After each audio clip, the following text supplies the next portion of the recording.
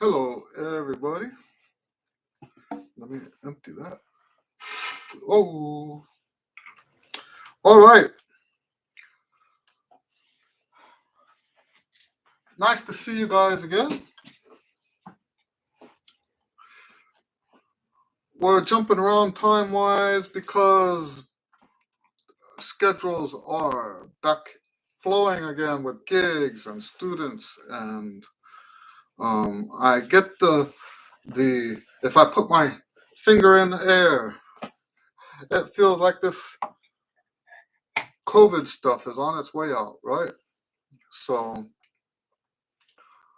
anyway, let me go to the website and look at the questions. I know we got one. Questions on the website about for the live stream. Hello, Javier. Javier says, hello, Eddie and friends, trumpet players. I hope you are all doing fine. Yes, thank you.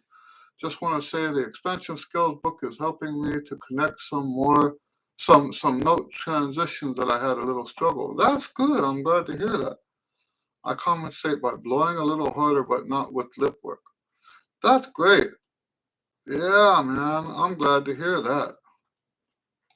I'm glad to hear that. So for those of you who don't know what that is, he's talking about it's a book called Major Scale Expansion Studies, I think is what it's called. And right now it's only available as an ebook. We would like to eventually make that available as a physical book, but right now it's just an ebook. If I'm not mistaken, I think you got it off of Sheet Music Plus, if that's not, because I remember when you told me you got it, and then I saw it come up on my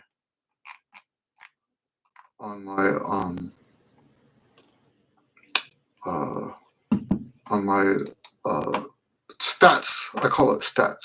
I check my stats too often. He says, simple exercises that make a huge difference. Yes, Sheet Music Plus. Yes, that's, my concept about that. That old saying, you don't get apples from an orange tree, you don't get oranges from an apple tree, right? It's biblical, right? Because the Bible says a good tree doesn't produce bad fruit and stuff like that. So this stuff is in the Bible. I'm sure it's in other religious writings and stuff like that. So my concept is, if you want it to be easy when you stand on stage and perform, you don't get that from struggling in your practice time. We have some sort of like mixed up idea that if we struggle enough, see, that goes back to that religious idea, right? When we worship the trumpet god, heaven forbid, we think that we have to pay penance enough to deserve to play well. We have to sacrifice and suffer enough to deserve to go on stage and play well. And that is not true. That is a lie. If we want to go on stage and everything be easy, then what we play in our practice time should be easy. when I'm doing those exercises, by the way, I do that book in the lesson with the students. We go back and forth. See? We go back and forth. So I'll play the first one. Let's say we're on D. Then the student plays it. Da, da, da. Then I play it again. We go back and forth. Then we do 10 of those in the lesson. 10 of them in the lesson. And I won't go into that. But yes. So, that's how, the reason I brought that up is because we can do, one of the students this week commented, he says, that's 80 repetitions. If he got to number 8, that means he's done 80 repetitions of that skill. And the thing is, it's possible to do all of those 80s and not have a single error whatsoever. That's got to have an impact on the way you play. Imagine what life as a trumpet player would be like if you never made any mistakes when you practice, or that the mistakes that you did make was in the 2 or 3% range. That's just an amazing way to approach this, right? Anthony, hello, Anthony. Anthony says, hello, Eddie. You changed the day and time. Yes. Are you a KGB agent? No. So tomorrow I have a gig and some students, and there was just no time to do it tomorrow. Right now, we don't have an official time for this. Part of that is because I'm trying to feel out what the best time is for the people who come on here. So yes, I'm trying to, but also I need to work around my schedule too. And I have a gig tomorrow. And the reason it wasn't earlier today is because I have students now on Friday afternoon. So I'm squeezing this in. I went for a long time, and I'm still reluctant. I went a long time not teaching on Fridays. Right now, I only have one student, and it's because that's the only day that works for him. I shouldn't even be talking about this right now, because then people say, well, I want a Friday lesson, and I can't promise that, and the reason is Friday is a big gig day. And if you look at when people get off school, so I can't promise that I can be here at a 3 o'clock, 4 o'clock, 5 o'clock lesson on a Friday, because who knows? A lot of times I'll be on my way to a gig. Javier says, I will do them 10 times. I will do the 10 times thing on all keys and then do tonalization again. Is that okay? Yes, that's okay. That works. I've been doing tonalization for about 1.5 years, 1 key a week. Yeah, so if you do the expansion first and then do what I've been teaching is 10 times lately. I changed the way I teach that, the way I say what I'm talking about, because different people can practice different amounts, right? So we basically want 10 times through the 20 exercises in the tonalization. So do the expansion, then 10 times through those 20 exercises.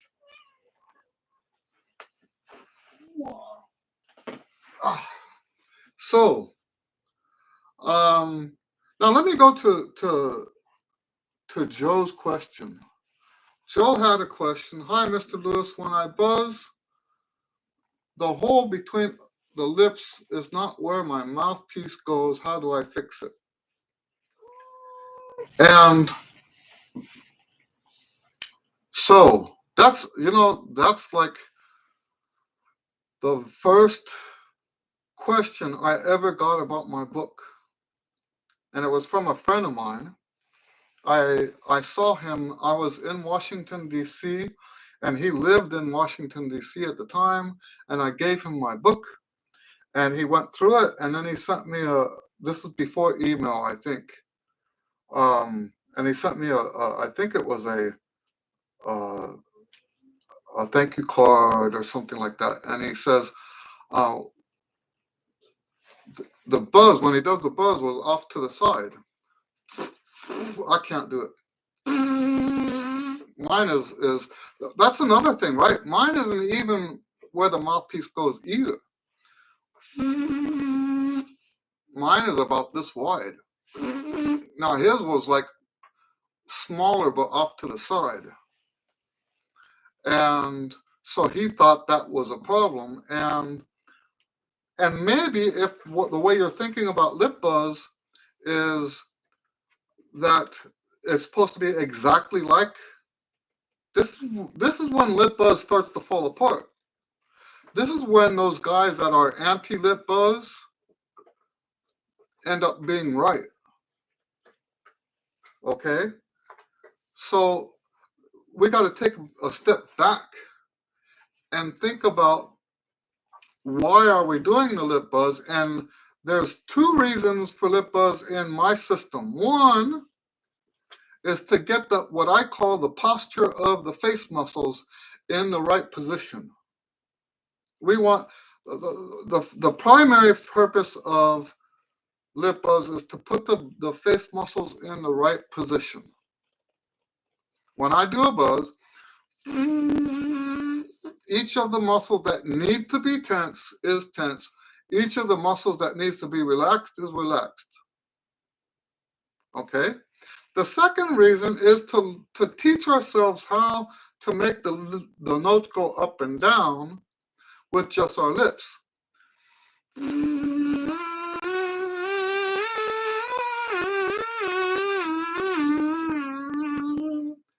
Okay, so if you think about those two purposes, where the air comes out has nothing to do with anything. So this student is asking me, how do you fix it? I say student, I don't know who it is. This trumpet player is asking me, how do I fix it? And the short answer is, you don't have to fix that. There's nothing wrong with that. There's nothing wrong with the buzz coming out here or over here, as long as the muscles are in the right position. If you're getting a buzz, then the muscles have to be in. Unless, now we go by the sound, right? If the buzz sounds like this, then that's not the right position. We're looking for something more like this.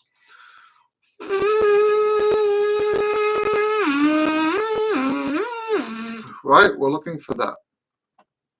Now, like I said, mine is spread over an area like this. My mouthpiece is right here, but the buzz is spread over this far.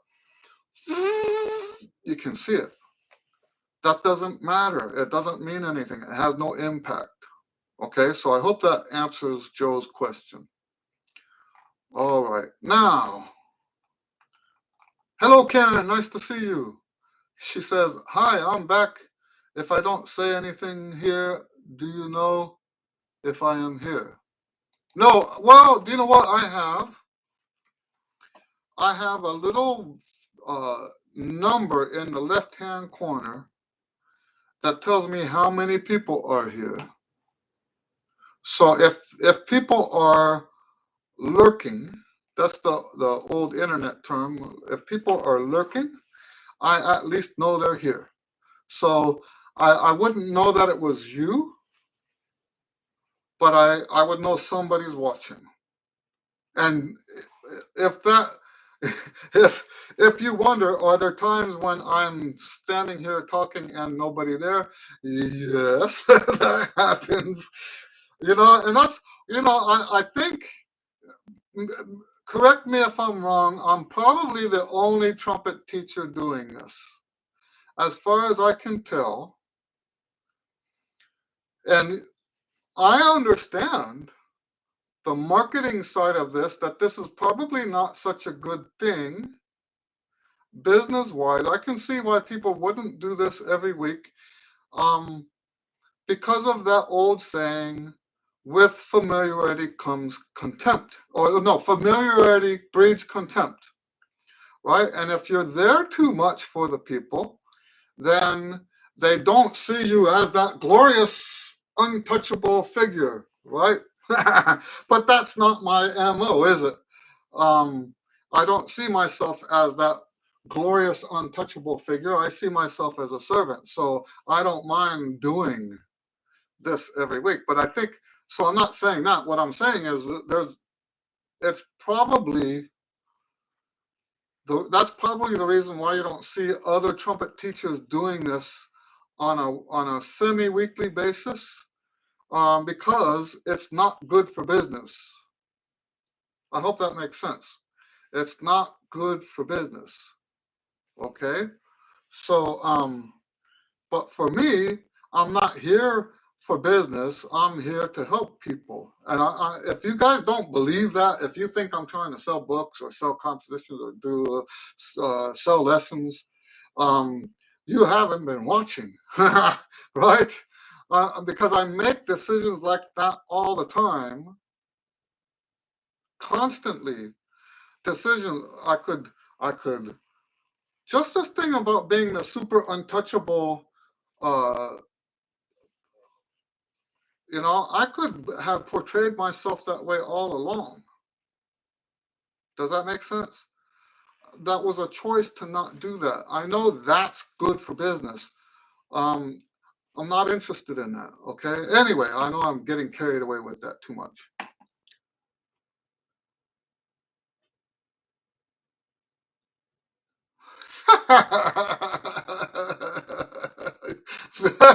Anthony, Anthony says, "Yes, I see. Yes, I see you, Karen. You're wearing blue pants." And Karen says, "I don't see anyone. How do you see people?" Anthony says, "Just kidding."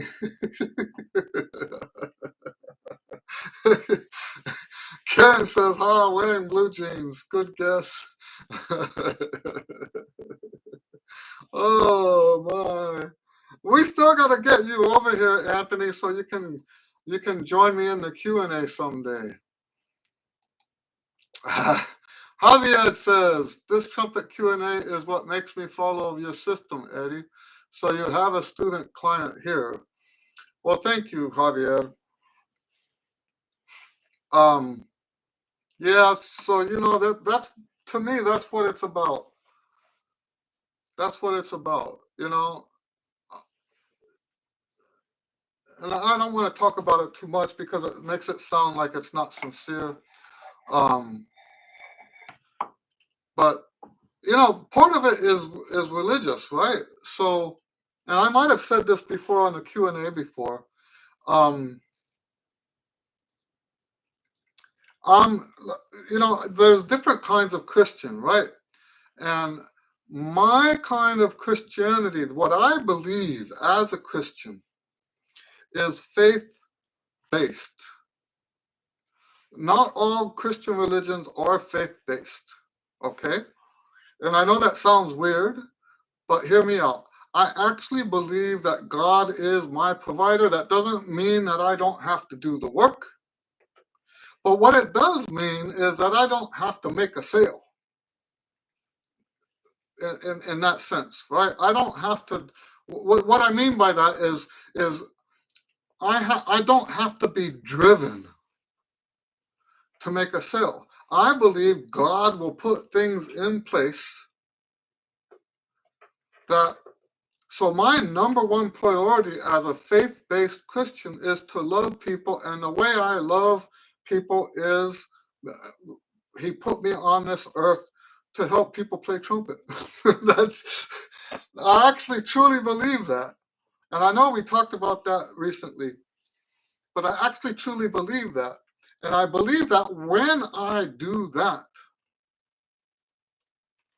God will make sure that the income is there.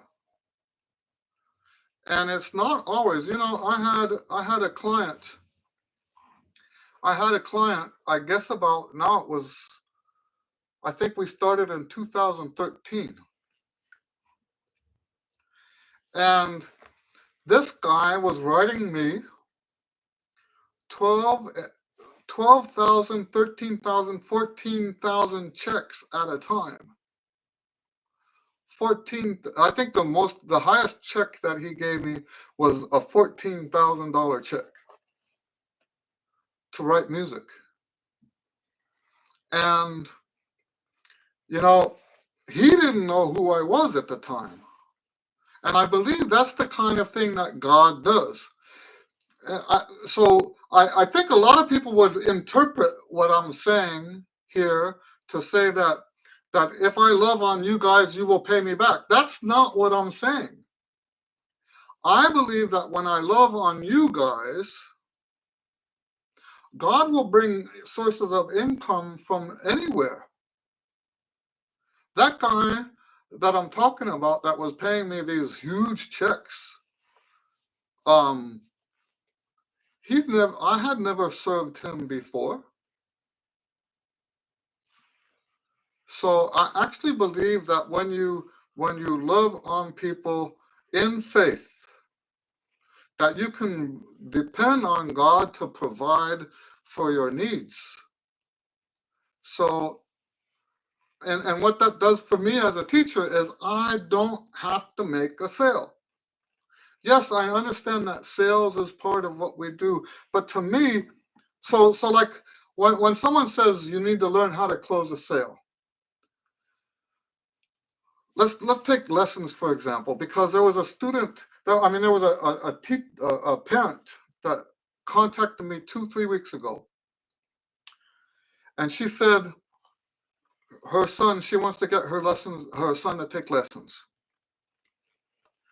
and she approached me, she emailed me, and the last thing she asked me was, where do I teach?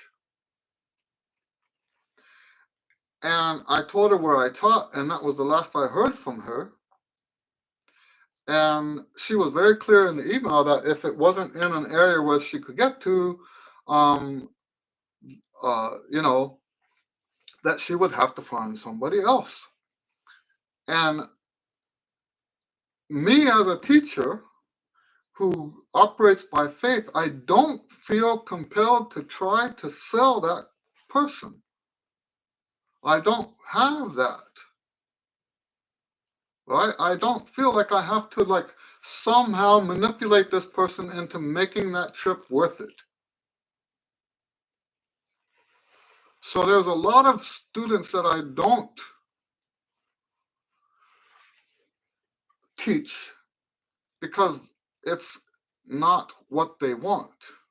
I hope that makes sense.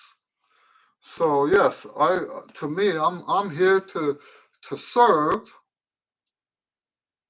Now, what I do have to do is watch out.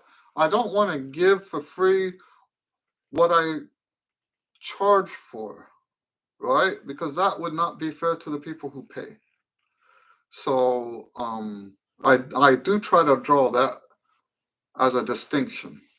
Anyway, Javier says, your trumpet philosophy makes me love the trumpet. Woohoo! I love that. And not see it like a burden. Yes. Yes, yes, yes.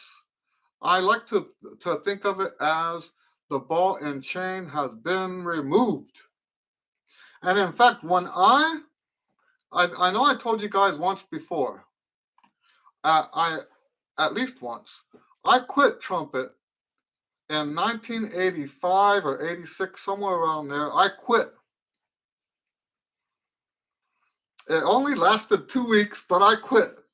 And when I came back to it after that 2 weeks, I decided I would not live that trumpet life where the trumpet was like a ball and chain, like a mental prison.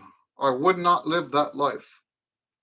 So my whole trumpet philosophy is built on that idea that we need to be freed, liberated from the horn. We need to be liberated from the horn. We don't want to have that as our the trumpet as our jailer, so to speak. Javier says, because it's a difficult instrument, and no doubt about that, but you have to approach it with a certain mindset. That's right. That's right. Absolutely. And you know, the most important part of that I've developed over these years is that the art of accumulative practice. And the traditional way to practice is, the traditional philosophy is, you have to practice X amount every day, or your trumpet playing is going to suffer.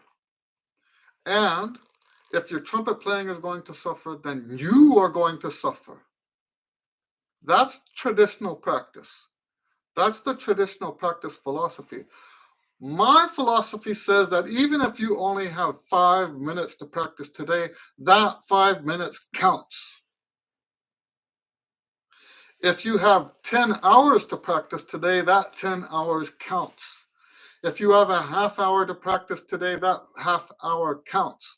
It all counts towards your progress. Now, that's not automatic. There's a lot of changing that has to happen in your head for that to happen. But this is the most powerful aspect of what you're talking about, Javier, to what I teach.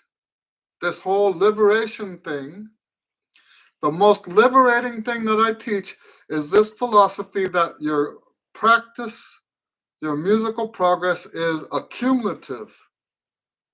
It's the most liberating and most important overall philosophy that I have. But the one thing that it demands, you cannot have this philosophy without being organized. It's not possible. It is not possible to have this trumpet practice philosophy without being organized. The more organized you are as a trumpet player, the more accumulative your practice can be. And I would love to write a book about it, but right now there are other books that are more important. We're working on, I mentioned this last week, we're working on finishing the Trumpet Pioneer tonalization studies. So I have so many beginning materials that I'm working on. I'm not saying that they're all finished yet. I mean, there's a bunch of beginning stuff. I have the feeling that I'm going to be teaching a bunch of beginners coming up soon. And I really, Anthony says, okay, I'm back. Sorry, Eddie. Karen, the blue pants look good on you. So, yeah, I really feel like that in the near future, I'm going to have a small handful of really gifted beginners. There's something in my spirit that tells me this is about to happen. Like when I say small handful, I mean like 4 or 5 really gifted beginners, and my materials that I'm developing are going to be ready and in place when they get here. I just have this feeling, and just so you know, I've had feelings like that before, and they've always come true. So I'm very excited about that. I think that's the first time I've mentioned that publicly. But I do have this feeling. You know, I teach all levels, and I'm successful teaching all levels. and I mean literally all levels. I've taught professionals. I've been teaching professionals since the mid-90s. Now, typically the pros only take a few lessons at a time. Um, but yes, I've been teaching professional players. But I've also taught. So what's unusual about this is that usually when someone teaches at the professional level, they don't tend to teach beginners. And people have in their mind that someone who teaches beginners will tend to only teach beginners. And we almost even assume that someone who teaches beginners can't play the trumpet. And that's a false assumption. I've been teaching beginners since 1982. No, 1980, actually. 1980. I've been teaching, I've taught more beginners than any other level of trumpet student. And now that my method has been so clearly solidified,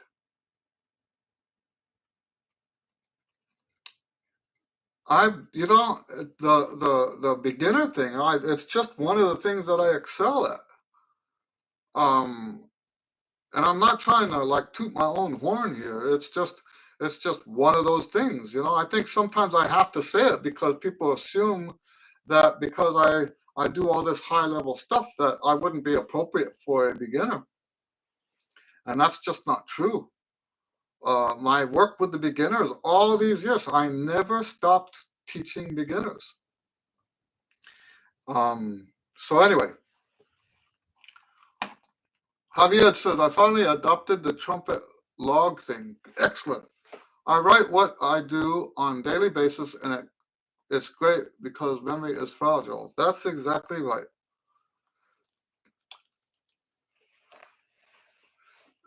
Javier says, do you plan on publishing a jazz book for trumpet students? That's been in the works. I've got 2 jazz books that I'm working on. One is my beginner improv book. And to tell you the truth, I don't know why it's been taking so long to get that. But yes, that book is like 4/5 of the way finished. Has been 4/5 of the way finished for like 10 years. I don't know why I haven't moved forward with it. But that's just the beginner one. It goes through 5 or 6 songs. It goes through one of my originals. Then it has Autumn Leaves, Blue Room, My Little Suede Shoes, Lullaby of Birdland, Mac the Knife, and the Blues. So six songs total. And it's got other stuff besides the songs, but the songs are what gauge the progress. I call it my jazz canon. But I also have another jazz book of jazz etudes that's in the works. People have been asking me for many years because I do this thing for the Texas contest. I've been writing jazz etudes for over 10 years for the All-State Jazz here in Texas. And, that's 10 years of students practicing my music in Texas. So it only makes sense that people, after they graduate and they get reminiscent about playing from high school. And so I get emails every once in a while, people asking, do I have a jazz etude book? Now, I'm not a big fan of jazz etudes. That's the funny part, right? But like we've been talking about, I see myself as a servant. So because so many people have asked about a jazz etude book, I've been putting some ideas together in my head. There's nothing on paper yet. I'm thinking about making not a separate project, but with some overlap between the two books, I guess is what I'm trying to say. I have written literally, I want to say hundreds, and that might not be an exaggeration. I've written hundreds of jazz etudes because it's part of how I learned to improvise. One of the first things I was ever told in high school was that I should write let's be clear about that. To me, they're not jazz etudes. To me, they're written solos. And my first band director that taught me jazz said one of the best ways to learn how to improvise is to write a solo for yourself. So, and in fact, I have somewhere around here the very first solo that I did in public that I wrote out for myself. I have it copied here somewhere. It was terrible compared, but I was a junior in high school when I did that. So yes, I do have some plans. Now we do have 2 jazz books, but they are more advanced. I've got what do I call it? I think it's called 12 Tunes for Linear Diatonic Improvisation or something like that. It's called 12 Tunes. And then the other one is a John Coltrane, basically exercises to teach you how to improvise on giant steps. So we do have a couple, but it's not my method. Uh, that's when someone takes lessons with me, we don't even look at that stuff. Um, so, but yes, I am.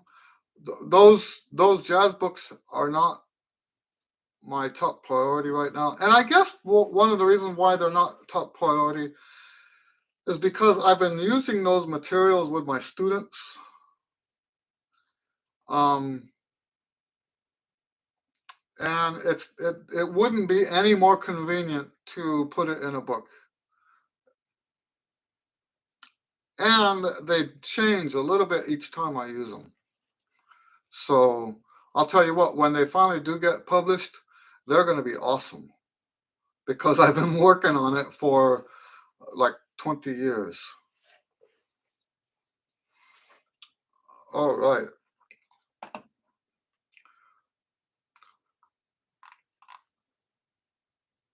Any other questions?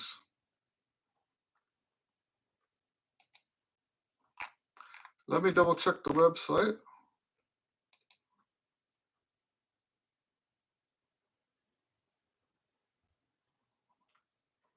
Okay.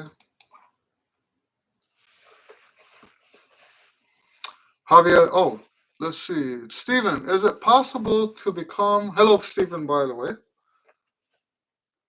Is it possible to become professional on the trumpet without a teacher? When I say this, I, of course, mean using online resources and other things, trying to figure out if I need a teacher or not. Yes, it's possible. And in fact, I would say more than possible. I think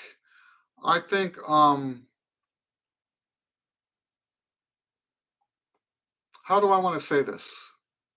Because it's probably not what you mean when you're, I think I need to back up a little bit and clarify what I'm saying.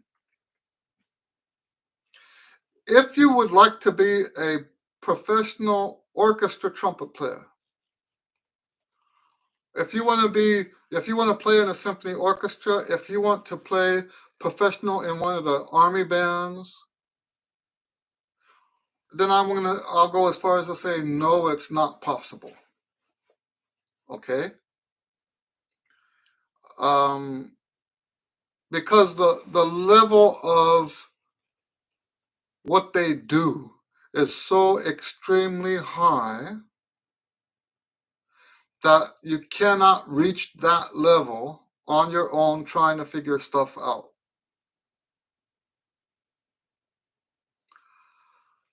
It's just so the only thing that makes it not possible to do that is just the level you would have to accomplish on your own.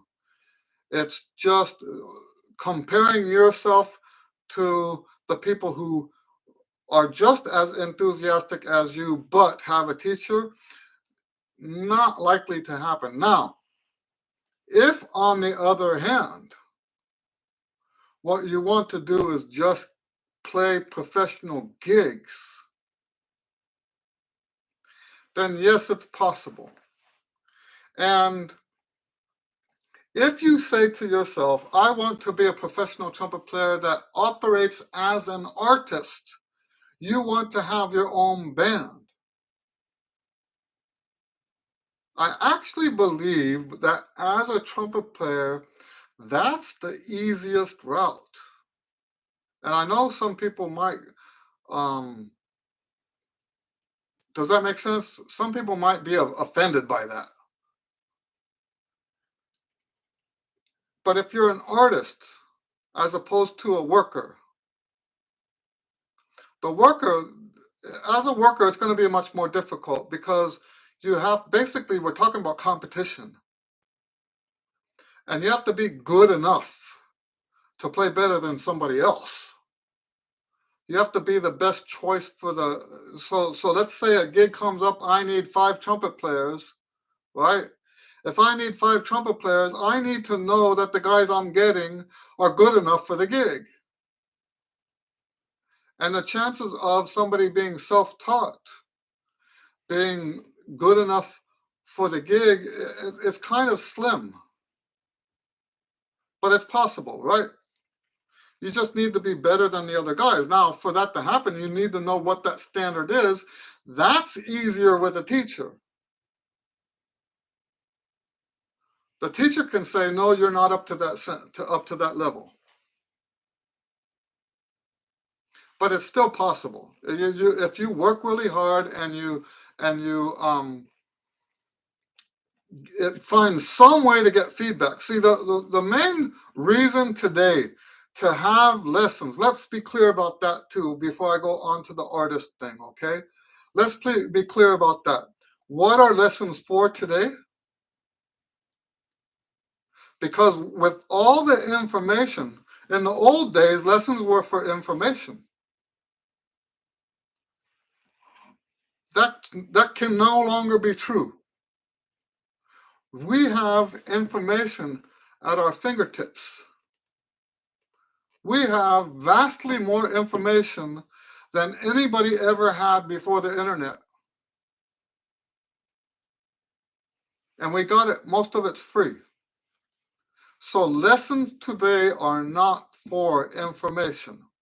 Lessons today are for feedback. You can watch as many YouTube videos as you want. You can read as many articles as you want. You can go to as many ITG festivals and all that stuff as you want. None of what you read, none of the videos that you watch, none of the events you go to are going to know about you.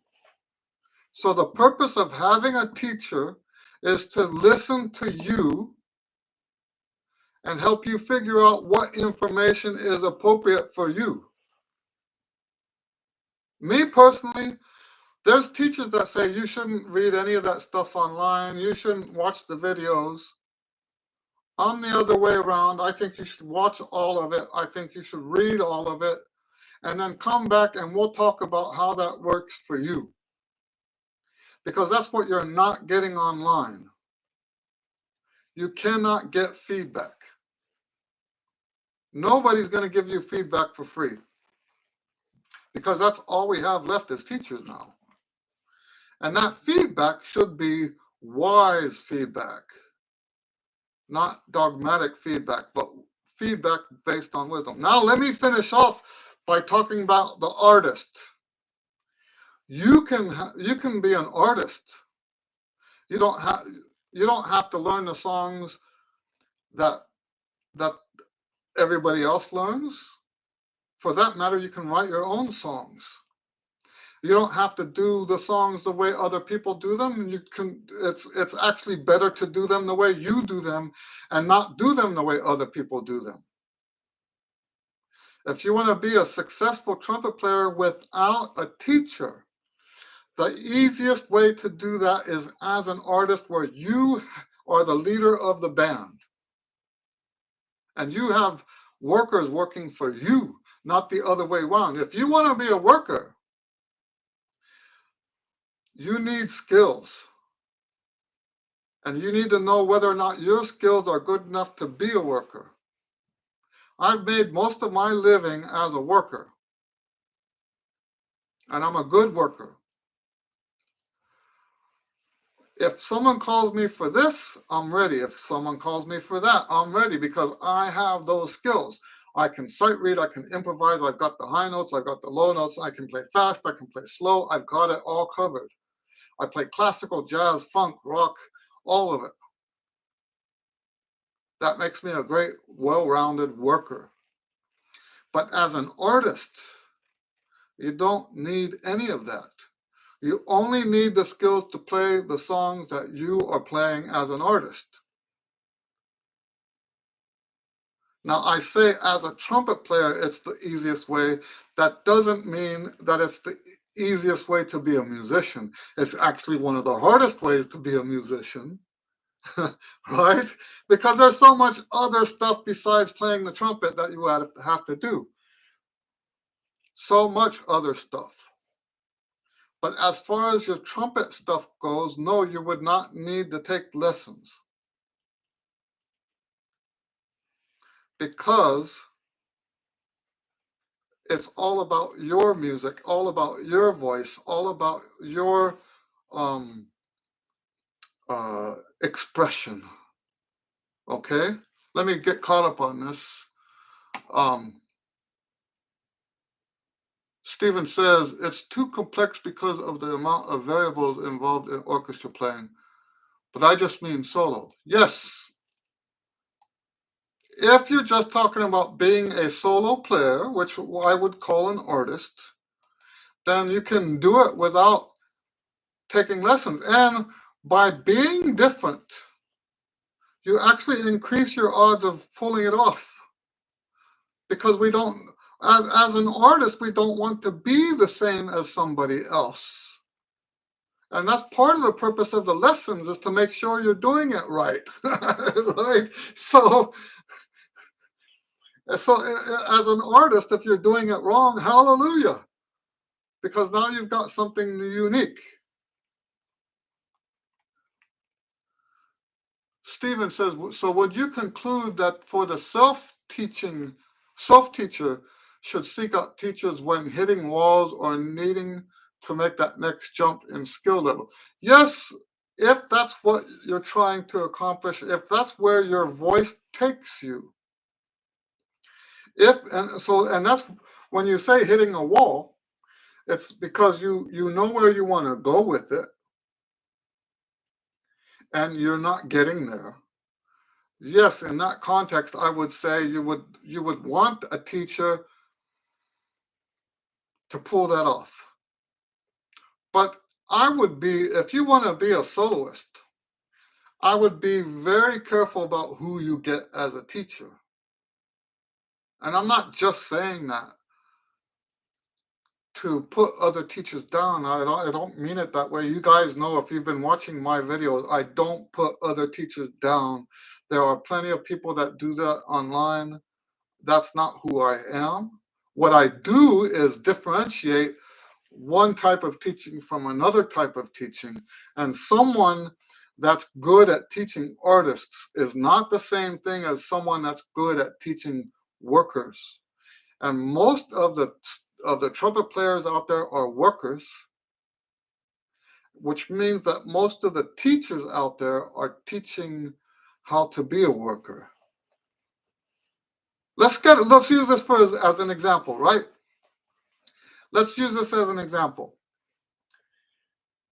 Let's say you're an artist and your songs are only in 3 different keys. Let's pick G, F, and B flat. You only have songs in the keys of G, F, and B flat. You don't have to learn all the other scales. If that's all you're going to ever play in your life, you don't have to learn all those other scales.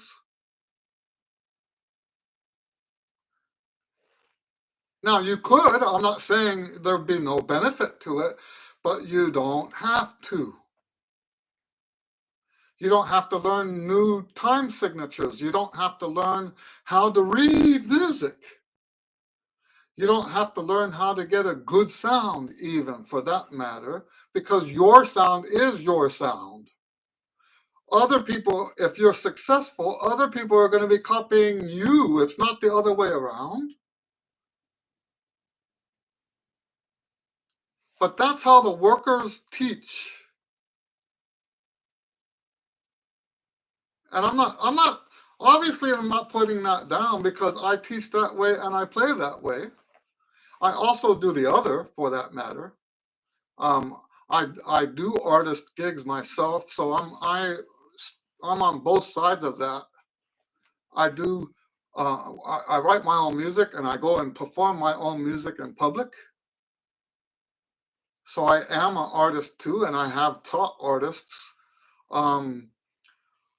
But most of my teaching is on the worker side because that's how, if you're going to play in an orchestra, if you're going to play in a band, even if it's at the lowest level, even if it's just a community band, you're being trained as a worker.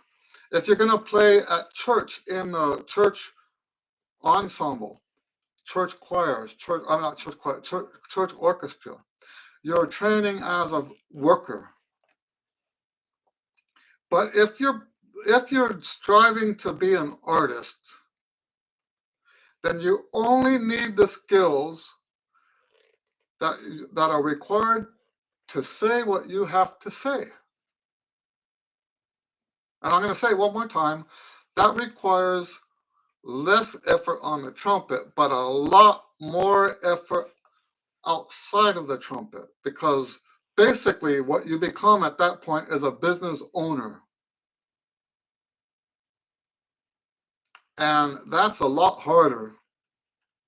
That's a lot more difficult to do than just playing the trumpet. I hope that makes sense. So I'm not saying this is the easy way out. Being an artist is an easy way out. All I'm saying is that the skills you need on the trumpet as an artist are lower. There's less skill that you need.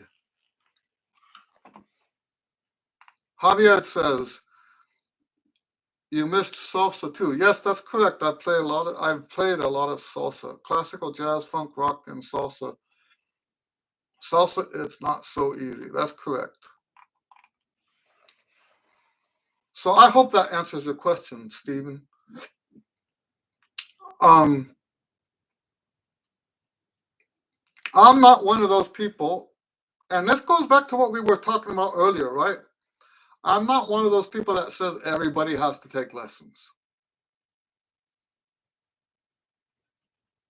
I'm not one of those people that says everybody should go be in band. I'm not one of those people. I think you should be purpose driven. I put that in my comeback player guide. I think it's true for everybody. I think we should be purpose driven. There should be a reason why we're playing the trumpet. And everything that you do to play the trumpet should be for that reason. If you're not moving in that direction, then you're distracted. So if here's a good example. Let's say you want to be a jazz artist, and you're trying to learn how to triple tongue. Really, how much of that do you need as a jazz artist? And I'm not suggesting that there's no benefit to doing it, but it's not necessary. We don't do a lot of triple tongue in jazz. All right. Any other questions before we sign off? Boy, my beard is real puffy today. I forgot to put stuff in it.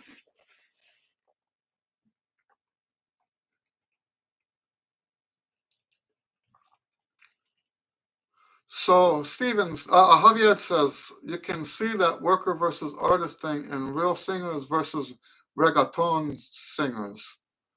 The cons of the artist's side is that you can suck and still make it. That's true. That's true. But you know what? When we say, okay, let's clarify that. When we say you can suck and still make it, what we mean by that is that according to worker standards, you're not up to par. But if you're not judging, because I guarantee you, what we mean by make it is that thousands, or not thousands, hundreds of thousands to maybe even millions of people like what you're doing, enough to pay for it. So I hope that makes sense. Hello, Sean. Nice to see you. Sean says, hi, Eddie. I happened to come upon your YouTube live today. Good. Great to be here. Do you incorporate whisper tones in your routines? Sorry for arriving late. John from Ireland. No, I do not. I don't have any dynamics in my routine. And the reason for that is because of my 50% rule. I believe that the dynamics in the routine should be 100% comfortable. And whisper tones are, so we have discomfort on the loud side and we have discomfort on the quiet side. And I don't believe we should ever go outside of the comfort range when we're doing the exercises. It should never be loud, uncomfortable, or quiet, uncomfortable. But we get the routine out of the way, then we go to music. And yes, in the context of music, I will use whisper tones, but not as an exercise. And I'm assuming that's what you're talking about. So no, I would not do that. What I will do is over-exaggerate the dynamics in a piece so that when I go on stage, I can boost the dynamics. So talking about whisper tones. By the way, my theory about whisper tones is that, there's people that say your lips don't touch, that they just oscillate and they never really touch. I don't actually believe that's true. Now, before I go on here, I actually believe that it doesn't matter if they touch or not. Exercises that work are just exercises that work, and whether they touch or not is just theory. Okay. But one of the reasons why I believe that the lips do indeed touch is because when you do a true whisper tone, the tone is different. It almost sounds like a whistle or like a flute and does not sound like a trumpet, which to me, if you look at the wave that's produced on the trumpet, it's a modified ramp wave, which makes sense, right? Because the lips would be blown apart and then come back, blown apart and come back, blown apart, come back. That movement would create a ramp wave, not a square wave, a ramp wave. And when you zoom in on a recording of the trumpet, you can actually see the ramp wave. Visually see it. So anyway, I believe, now I've never tried recording a whisper tone and going in there and looking at the wave, but my theory is that that change in the sound is that it's gone from a ramp wave to a sine wave, and a sine wave, you would expect a sine wave if the lips are just oscillating and not touching. Okay, so anyway, that was a tangent. Sorry to get carried away. But yes, if you're doing whisper tones,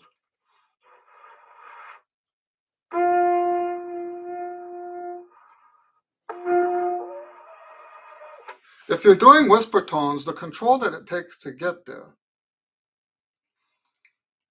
is exaggerated from what you need to make a good phrase, right? So always the phrase, no, I shouldn't say always, but in most good phrasing, you have a swell and then a release, right? And what that implies is that the last note is going to be tapered.